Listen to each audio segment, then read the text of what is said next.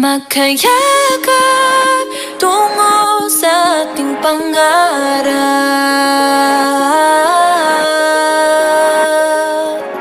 Lahat ng to sa atin nagpapatibay.